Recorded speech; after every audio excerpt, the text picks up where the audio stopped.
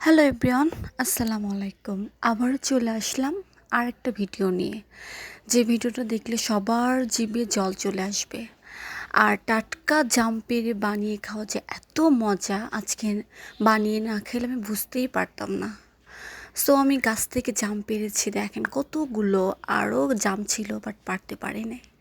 এখন আমি জামগুলো কিভাবে বানিয়ে খাবো সেটা তো দেখতেই পাবেন। আর ভিডিওটা সম্পূর্ণ না টেনে ফুল ভিডিওটা দেখবেন। সো প্রথমে আমি লবণ আর কাঁচামরিচ দিয়ে ভালোভাবে এটা মাখিয়ে নেব, নিয়ে জামগুলো সুন্দরভাবে ম্যারিনেট করব। সো আপনারা দেখতেই পাচ্ছেন আমি জামগুলো কিভাবে গালাচ্ছি।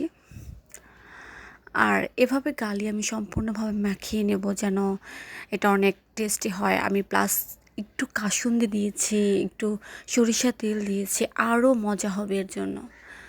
এভাবে মাখিয়ে নিয়ে আমি এখন টেস্ট করব যে এটা কেমন ছিল আর কীরকম একটা ফিলিংস আসছে খাওয়ার পরে দেখি।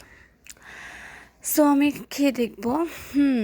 অনেক টেস্ট ছিল, অনেক সুস্বাদু ছিল। আপনারাও চাইলে এভাবে বাসায় তৈরি করতে পারেন।